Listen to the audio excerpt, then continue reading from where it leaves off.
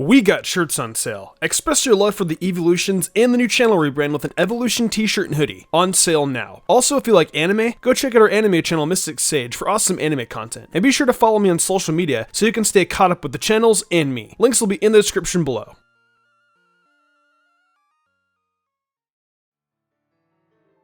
If you guys remember a few months ago, we took a crack making the best team of Brock's Pokemon across all forms of Pokemon media that take on FireRed and LeafGreen. The reception of that one was pretty nice, so I decided this week we'd revisit the idea, but this time build the team for Misty. She is another one of the most recognizable characters in the franchise thanks to her representation across games, anime, manga, and the TCG. There's probably a thought among a lot of you hearing this right now that I can't possibly make a dominant team for Misty, and quite frankly, you'd be right in thinking so. It was not easy putting this team together, as Misty truly lives up to her title of being a water-type Pokemon master. I am, however, confident that the Pokemon I chose that belong to Misty, in one way or another, can move together to defeat the entirety of Kanto. If you're not too familiar with how we do these sorts of best teams for in-game usage, then allow me to fill you in before we get started. A best team is a team of 6 Pokemon that is designed for the absolute best performance for its said Pokemon game. The team usually revolves around a best starter, but in this case, we'll be taking all the Pokemon a character has across all the different forms of media, and seeing if they have what it takes to become champion. And when I say all forms of media, I mean all. The anime, manga, any video game, the trading card game, etc. Nothing is off limits. However, if some of the Pokemon they had didn't fully evolve, they cannot use them. So we won't be seeing Togekiss or Dragonite on this team. When they start their journey, they will have all 6 Pokemon on their team and will all be in their basic forms at level 5. Also, since we're going that far, we will do away with trait evolutions and instead be leveling them up to evolve. I'll be sure to let you know when it comes to that. We'll also have the national decks unlocked from the start, so some Pokemon are able to evolve before the post-game. Finally, I'm giving all Pokemon that evolve via an item the opportunity to be holding that item. So for instance, if this team includes Starmie, you'll start with Staryu holding a Water Stone. Other than that, we'll be following the same best team structure, creating a moveset for all 6 Pokemon that will do well against certain gym leaders, Elite Four members, Rival, Champion, and the Evil team. We include TM moves, but no post-game tutor moves or egg moves. So now that we have that long intro out of the way, let's see if Misty has what it takes to traverse the Kanto region.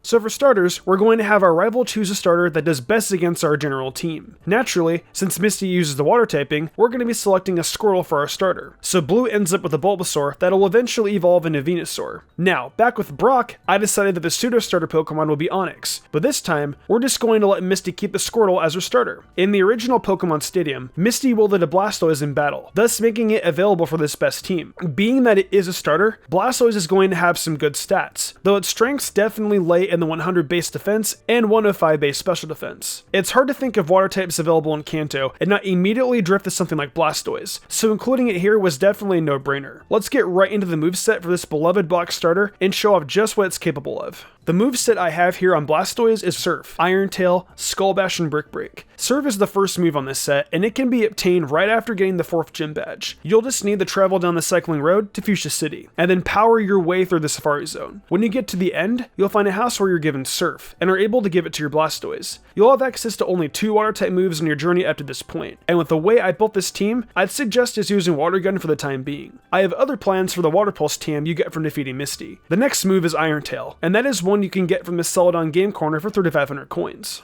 I have a few moves that need to be bought from there for this team, so this is just the first of a few purchases that will have to be made. The next move on this set is Skull Bash, and that will be available to Blastoise starting at level 55, so anticipate this being the last move you get on this set. I'd suggest just constantly running Dig on Blastoise until you get to Skull Bash. Finally, we've got Brick Break, which can be found in 2 different places. You can get it for free on the first floor of the SSN, or you can pay $3,000 for it in the Celadon department store. As you can see, this is a mostly physical attacking Blastoise, but the great thing about being a starter is that it is very easy to run it either way, so it should hit hard no matter what. With these moves, Blastoise can do well against Brock's entire team, Blaine's entire team, Giovanni's entire team, Lorelei's Ice types, Lance's Aerodactyl, and Blue's Rhydon and Arcanine. Blastoise's super effective ability against Pokemon in important battles might not be that plentiful in this gen, but it's still going to be a great general option in battle. It's got great defenses, so it should be able to tank some hits. And Surf is such a powerful move when used by this Pokemon that not many Pokemon will be able to handle getting bombarded with it if they don't resist water.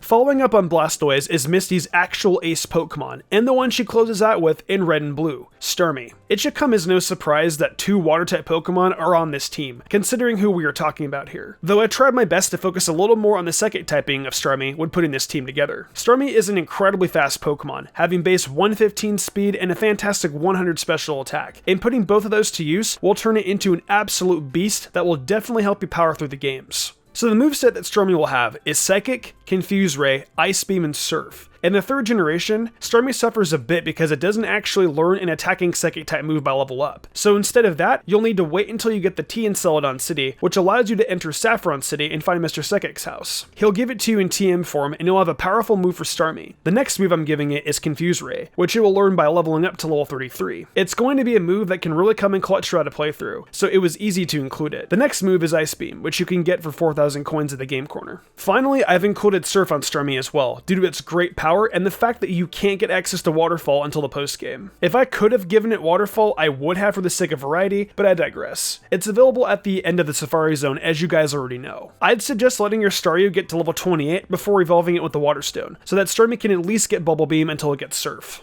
With these moves, Starmie can do well against Brock's whole team, Erica's whole team as long as you're wary of their Grass-type moves, Sabrina's Venomoth, Koga's whole team, Blaine's whole team, Giovanni's entire team, Bruno's team, Agatha's team, Lance's team except for Gyarados, and Blue's team except for Gyarados and Alakazam. As you guys can see, Starmie is pretty darn good against a ton of Pokemon involved in important battles. We're able to put its diverse move pool to work here, and it surely has a shot at being the MVP of Misty's team, which is of course super fitting. I'm gonna guess this next one is going to throw a few of you guys off, and that would make sense. Misty only used this Pokemon for a single battle in Pokemon Stadium 2, but of course, that makes it legal for joining this team. We've got Ampharos joining us next, and it's going to be providing a shock jolting to this team. Ampharos is another very strong special attacking Pokemon, and it's even got some decent specially defensive bulk. It isn't very fast, which is its only real detriment, but even then, it's okay. It's gonna provide us with a great defense against other electric types and some options in battle. The moves Ampharos is working with on this team are Thunderbolt, Mega Kick, Rain Dance, and Thunder. Thunderbolt is yet another TM that will need to be purchased in the Celadon Game Corner for 4,000 coins, and this won't be available to you until you've already defeated Lieutenant Surge. Though in that short period of time where you'll need an electric type move, I suggest keeping on Thunder Shock, which you'll learn at level 9 as a Mareep. The next move is Mega Kick, which you will learn from a move tutor on the way to Cerulean City. Mega Kick is a very strong normal type move with 120 base power, but its accuracy is only 75. Regardless, I wasn't too impressed with the moves Ampharos could get its hands on outside of its electric typing, so I decided to go with this one so you guys could have a risky move with strong upside to choose from. Following up on that is Rain Dance, which is a TM that can be found on Route 15 right outside of Fuchsia City. It'll really help Starmie and Blastoise water moves, but perhaps even more importantly, it'll make the final move on this set never miss. Ampharos' last move is Thunder, and it will learn that at level 57. Though if you don't want to wait that long, you can find it in the power plant near the Rock Tunnel. With these moves, Ampharos will do well against Misty's entire team, Lorelei's entire team minus Jinx, Agatha's Golbat, Lance's Gyarados and Aerodactyl, and Blue's Pidgeot and Gyarados. I know that isn't a lot of Pokemon, but the sheer power behind Ampharos' electric type moves will be able to really dominate against Pokemon that don't resist the typing. And Rain Dance being on its set is crucial to bringing the best out of not only it, but Starmie and Blastoise as well. This team is filled with coverage, but Ampharos can arguably be seen as the core to my plan of getting through Kanto using this team. Next up on this team is another Pokemon that Misty called upon in Pokemon Stadium 2, Nidoqueen. This one was definitely a coverage play, giving us a ground-type Pokemon to use against the electric types who threaten around half our team, and a poison type that can stand up to grass types. Nidoqueen isn't as good competitively as its kingly counterpart, but it is still a very nice addition to this team thanks to those typings. It has got some slightly decent defenses and a nice 90 base HP, so the bulk is there. And I feel we can really equip it with a good moveset to make including it on this team a logical decision beyond its defensive capabilities. Nidoqueen's moveset is Earthquake, Rock Slide, Body Slam, and Superpower. Earthquake is naturally the best move Nidoqueen can get, and to get it you'll need to defeat Giovanni. That's all the way towards the end of the game. So to get you by until then, I suggest using Dig, which you can get before heading to Vermilion City from a Team Rocket Grunt. Following that is Rock Slide, which you can get taught to you by a tutor in the Rock Tunnel, which you can go through after defeating Lieutenant Surge. It's a great move to use throughout the game that will provide good damage and a nice chance to flinch the opponent. Body Slam is next, and that will be learned at level 22, and provide a chance to paralyze the opponent. Finally, we've got Superpower, which Nidoqueen will learn at level 43. Since you'll need a 4th move until this point, I would suggest keeping Poison Sting on this set for the Battle with Erica, albeit it'll only be all that useful against her Tangela only. It's a shame that the TM for Sludge Bomb is only available in the post-game, because it would have been such a great move to have in this set. With these moves, Nidoqueen will do well against Brock's entire team if you try Nidoran to level 12 first and get Double Kick, Lieutenant Surge's team, Erica's Tangela with Poison Sting, Sabrina's Venomoth, Koga's Muck, Blaine's entire team, Giovanni's entire team except for Dugtrio, Lorelei's Dugong, Cloyster, and Lapras, but of course be wary of the Water and Ice type moves, both of Bruno's Onix, Agatha's Arbok, Lance's entire team except for Dragonair, and Blue's entire team aside from Venusaur and Alakazam. Nidoqueen will definitely be able to cover for some of the team's weaknesses throughout the playthrough with the several moves it'll have over the course of the game. It's only fitting that a queen like Misty would have this queen on her side.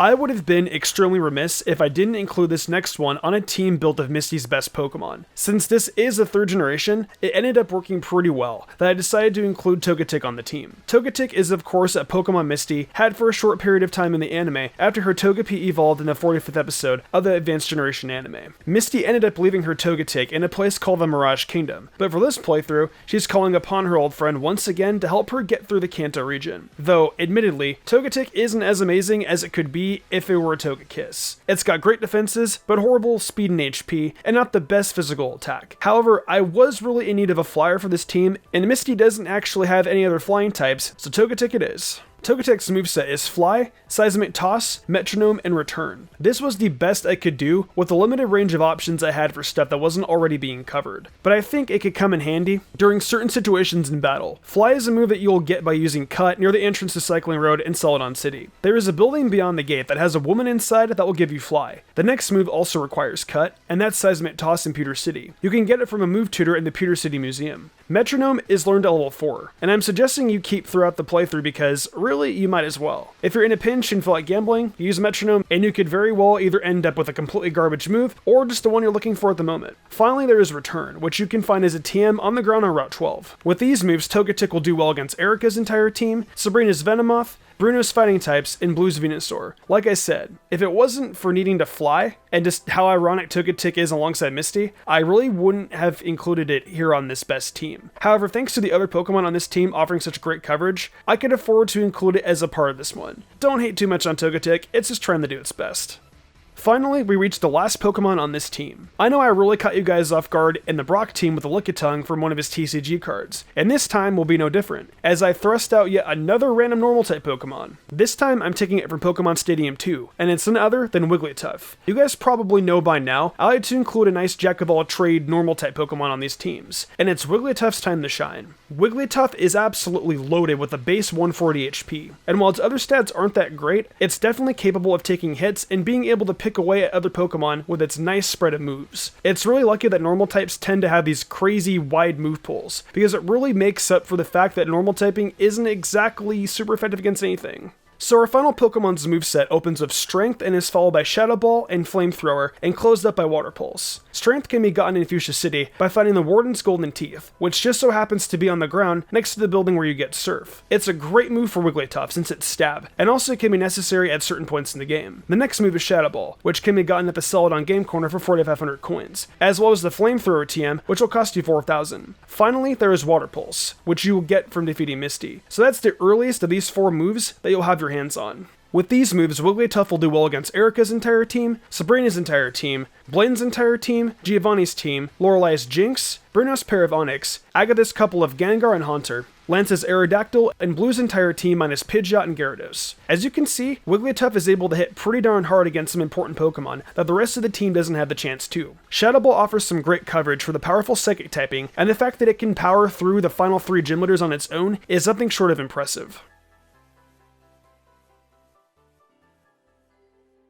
Well, that's gonna wrap up this look at how a team of Misty's best Pokemon could handle the Kanto region. I really like putting this team together and getting to learn more about Misty and just what Pokemon her different incarnations have used throughout the gens. I really wish Misty had a wider variety of Pokemon at her disposal, and perhaps if this team had been made to take on a later generation, it would have been a bit easier to put together. However, I still believe this team could conquer the Indigo League in its entirety and leave Misty's name enshrined among the champions. I really want to know what you guys think though. Let me know if you decide to try this challenge out in FireRed and LeafGreen yourselves. If you enjoyed the video, why not leave a like and subscribe to my channel with notifications on, that way you never miss an upload. If you want to support me further, consider following my Twitch where I stream a lot of Pokemon content and all kinds of other Nintendo content like Zelda, Fire Emblem, and much more. Also, I've been reviewing every episode of My Hero Academia Season 4 over on Mystic Sage, so head over there if you're into that too. I would love that a lot. Want to support me further in game call perks? Check out my Patreon. Daniel Leone, Lady Crimson, Memory Martin, The Lazy Leo, Matthew Young, Awesome Lego, Jarrett Weiss Austin, Sodden Grider, Nigma97, and Kermit117 did, and I wanted to thank them personally for going above and beyond. It means the world to me. I think I'm gonna wrap this up though. I'm Mr. Gumbrand, and I will see you in the future for more awesome Pokemon content.